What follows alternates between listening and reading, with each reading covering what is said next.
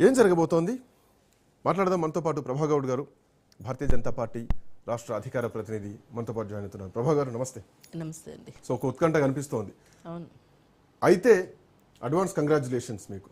Thank you. But కాకపోతే పరిస్థితి ఏమిటి అన్నటువంటి ఒక టెన్షన్ వాతావరణం చాలా మంది మహిళల్లో కనిపిస్తోంది. ఈవెన్ మధ్యాహ్నం వరకు కూడా బిల్ పాస్ అవుతుందని అనుకున్నాం, మీకు అవకాశం వస్తుంది అనుకున్నాం. బట్ ఈ గంట, ఈ జరగబోయే మనం కూర్చున్నటువంటి ఈ గంట చాలా కీలకం. ఎట్లా చూడొచ్చు, ఏం జరుగుతుంది అనుకోవచ్చు. రాహుల్ గాంధీ చెప్తున్నారు అస్సలు కానేమి, ఇది దుర్మార్గంగా చేస్తున్నారు. రాహుల్ గాంధీ మొదటి నుంచి కూడా వాళ్ళ కుటుంబం మొదటి నుంచి కూడా మహిళలకి ఎప్పుడు విలువిచ్చింది లేదు. ఎందుకంటే మహిళ బిల్లు కోసం అనేది 1996లో పెట్టడం జరిగింది. అప్పుడు దేవగఢ్ హయాంలో పెట్టినప్పుడు ప్రవేశపెట్టలేదు, అవ్వలేదు.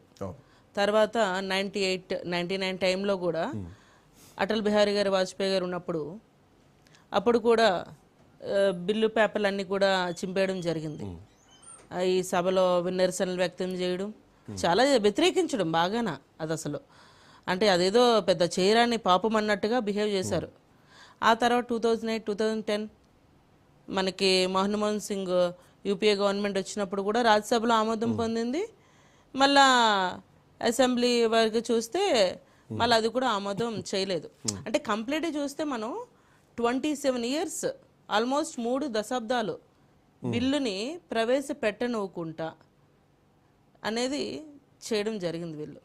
సో ఇప్పుడు కూడా వీళ్ళు ఏం చేస్తున్నారంటే, నరేంద్ర మోడీ గారు మహిళల్ని ఉద్దేశించి మహిళల సాధికారత కోసం ఆయన ఆలోచించి ఒక స్టెప్ వేశారు. అది చాలా చరిత్రలో నిలిచిపోయే డెసిషన్ అండి ఇది.